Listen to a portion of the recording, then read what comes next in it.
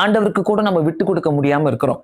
செய்யறவர் அவரது தான், செய்ய போகிறவர் அவர் தான். ஆனா நம்ம நினைக்கிறதெல்லாம் பாத்தீங்கன்னாக்கா, இல்ல இல்ல கர்த்தர் கண்டிப்பா செஞ்சுதான் ஆகணும். இதுல எப்படியாச்சும் செய்யுங்க ஆண்டவரே, இது எப்படியாச்சும் செய்யுங்க ஆண்டவரே, எப்படியாச்சும் செய்யுங்க ஆண்டவரேன்ட்டு அப்படியே நம்ம விடாப்பிடியா இருக்கிறோம். ஆனா இவங்க நம்மளுக்கு கத்துக் கொடுக்கிற காரியங்கள், இவங்களுடைய வாழ்க்கையில குஷ்டரோகம், அந்த குஷ்டரோகம் ஆண்டவரால சுகப்படுத்த முடியும் தெரிஞ்ச முழங்கால் படிட்டு, உமக்கு சித்தமானால் என்னை சுத்தமாக்கும் என்று வேண்டிக் கொண்டான் எழுதுறோம். அது இயேசு மனதுருகி இங்கதாங்க அவருடைய இரக்க குணமே அவர் காட்டுறாரு. எல்லாருக்கும் அவர் இறங்குற தேவனாரு. என்னைக்கெல்லாம் நம்ம அவருடைய சித்தத்துக்கு ஒப்பு கொடுத்து ஜெபிக்கிறோமோ அவர் மனதுருகுகிற தேவன். மறந்துடாதீங்க இத.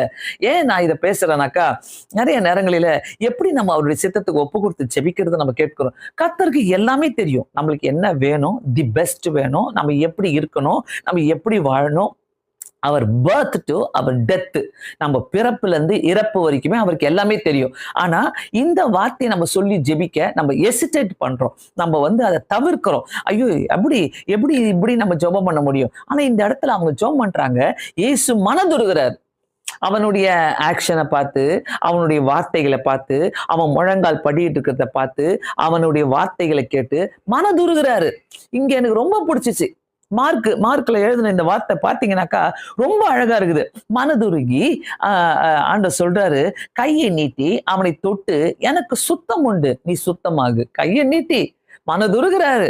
சோ என்னைக்கெல்லாம் நம்ம அப்படியெல்லாம் ஜெபிக்கிறோமோ கர்த்தர் மனதுருகிற தேவனா இருக்கு. அவருடைய சித்தத்துக்கு ஒப்பு கொடுத்து ஜெபிக்கும் போது அவர் மனதுருகிற தேவனா இருக்கிறார். சோ மறந்துடாதீங்க, கண்டிப்பாக உங்களுடைய வாழ்க்கையில நீங்க ஜெபித்து கொண்டிருக்க இப்படி நீங்க ஜெபித்தா நல்லா இருக்கும்.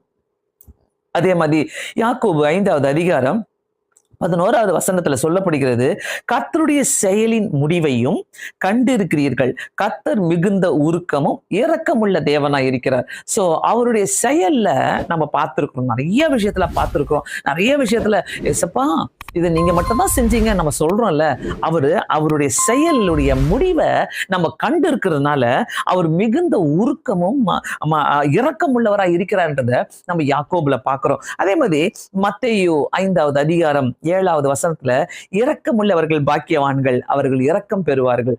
ஆமென். இரக்கமுள்ளவர்கள் பாக்கியவான்கள், அவர்கள் இரக்கம் பெறுவார்கள். சோ அந்த இரக்க குணம் இயேசுவுக்கு மட்டும்தான் இருக்கணும்னு கிடையாது, நமக்கும் இருக்கணும். இயேசுவை வணங்குற நமக்கும், இயேசுவை தொழுது கொள்கிற நமக்கும் அந்த இரக்க குணம் நமக்கு இருக்கணும். யார்கிட்டலாம் இரக்க குணத்தை காட்டணும்? நமக்கு வேண்டியவங்க மட்டும்தான் இரக்க குணத்தை காட்டணுமா? நம்ம யார்கிட்டலாம் காட்டணும்ட்டு நம்மளுக்கு தெரியாது. சில நேரங்களில நம்மளுக்கு வேண்டியவங்கள்ட்ட மட்டும் நம்ம இரக்க குணத்தை நம்ம ஃப்ரெண்டுங்க கிட்ட காட்டிப்போம், நம்மளுக்கு தேவைப்பட்டவங்க கிட்ட காட்டிப்போம். நம்ம ரொம்ப இரக்க குணமா இருக்கிறோம்